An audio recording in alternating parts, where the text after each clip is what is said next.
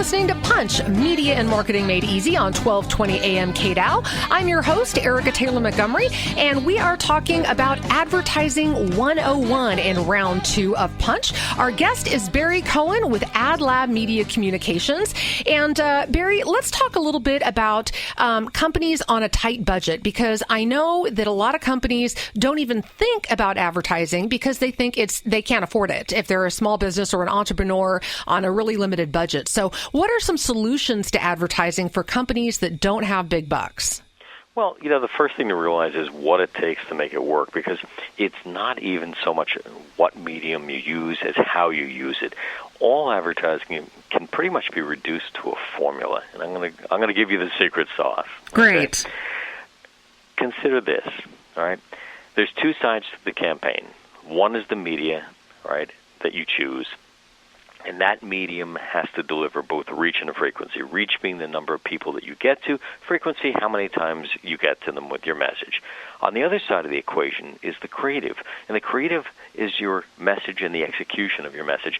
That has to achieve both brand awareness and brand preference. It's not enough for people just to know who you are. They have to like who you are. So if you put this together into a formula, it breaks down as simply as this: right price plus right product plus right time plus right audience equals right results. If you follow that formula and you check your campaign off against all those factors and you've controlled all those factors, you'll have a winner no matter what medium you use. I think that's a tremendous formula. Can you repeat that again? Because I think it's so important, and I just want to make sure people got it. Sure. It's right price plus right product plus right time plus right audience equals right results. I think that's a brilliant way to think about it. And, there are a lot of advertising options out there for people who do have limited budgets, but you've got to start with that formula in mind and really work it from the back end, not just from how much do you have in terms of dollars to spend. Right, because, if you've controlled the medium and you've controlled the message and you're talking to the right audience and you've got a value proposition that appeals to them, you're going to succeed no matter what your expenditure level is. So let's talk a little bit about actually producing the ads, whether it's a print ad, whether it's a radio ad, whether it's a television ad. Do you think that, companies certainly have the capability with the various software packages and the internet out there today to do a lot of these things in-house? Do you think that companies should produce their own advertising campaigns in-house, or should they really go to a professional ad agency to help them do that? I like to say don't try this at home. Your best bet is to use professionals, and there's a number of reasons for it. First of all, you should be spending your time doing what you do best, running your business, and letting somebody else do what they do best. Secondly, if you do get outside help, right, you're getting somebody who presumably is unbiased. They don't represent a particular medium, so they're going to give you, value-based guidance. Right. The other thing you have to look at is size. You want to make sure that the fit is right between your company and the agency. Importantly, check the results, not the awards. Every agency's got a wall full of awards. You want to see their track record of results. You want to see testimonials from clients. Also, you want to take a look at how multidimensional are they. Are they a one-trick pony, or do they have expertise in a variety of areas? Also, when you get a proposal from an agency, you want to take a look at how have they broken down the spending. Are they putting too much of your money into creating the campaign and not leaving enough to buy enough media to get the message out? Also, look to see if the agency has experience relevant to your industry so that you're not the learning curve for them.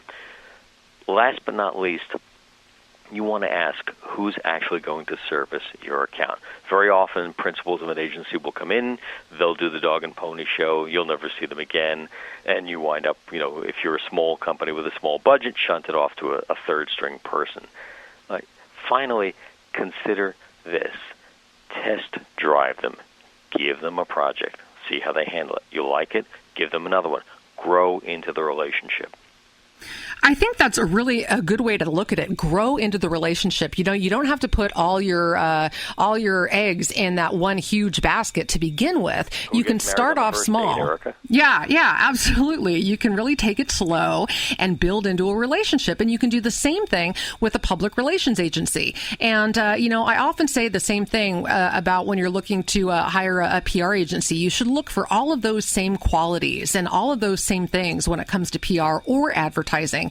It's so important to do your homework and vet the company that you are considering working with. And the other thing I like to do is I like to encourage people to ask for testimonials and references. It's a great thing to actually hear from their other clients who they've performed work for and see what it was like for them, see what the customer service expectations were, see what the outcome was of their campaign, and really talk to some real people who were in the trenches with this agency before you give them your money.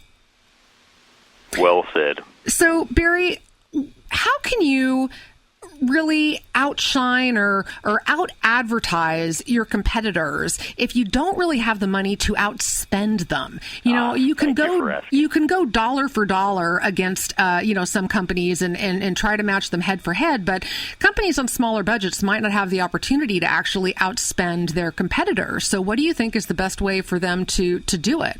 Well, I'm glad you asked because, we're used to working with smaller companies who have smaller budgets and having to leverage those against larger, well-funded, well-entrenched competitors. So here's some of the guidelines that I like to give. Number one, use media your competitors aren't using, where you can be dominant. If your competitor is running full-page ads in the newspaper or the magazine, then go to billboards or go to direct mail or go to cable or go to radio, where you can be the dominant player, right? So first is use media your competitors aren't using. Secondly, create a more attention-getting and more memorable ad than theirs.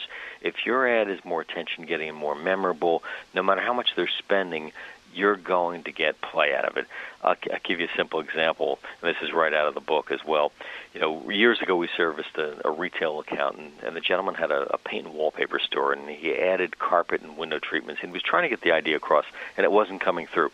So we did an ad with him standing on his head on a piece of carpet. And the headline was, "Think how comfortable it feels to walk on." And it was right in the middle of a page full of ads, but it jumped right out of people. Wow. All right? So use media your competitors aren't using. Create a more memorable, attention-getting ad than theirs. Third, create a better value perception. And better value doesn't mean discounting. It means what can you add. For example, if you sell cars, you've got an automobile dealership, the car is the car is the car. So it doesn't really matter, where they buy it. You've got to figure out some way to make it appear more valuable because it's a commodity. So what can you add? Well, it might be a coupon book full of service specials that they're not getting that might be worth a lot on a retail basis to them, even though it doesn't cost you that much. In addition to that, you want to establish a superior product position. Well, what do I mean by that? All right, well, again, I'll take the automobile dealer as an example. For years, auto dealers would shout in their ads, "We're the biggest, we buy more volume, we can pass the savings on to you." Well, here in New Jersey, where I live, there was a small in-town dealership that did the exact opposite approach. This man got on the radio, did his own commercial in his gravelly voice, and said, "When you come to Ed Mullane Ford, my bare wall cinder block showroom, you don't pay for any frills." And it rang true. It was credible. You knew that you weren't paying for the crystal chandeliers and the carpeting. Fascinating. And so it's a great example of how an ad can really work if you stand out from your competition. You're listening to Punch, Media and Marketing Made Easy on 1220 AM KDOW. I'm your host, Erica Taylor Montgomery, and when we come back from the break, we're going to be talking about what ad copy approaches work best with consumers. That coming up next on 1220 AM KDOW.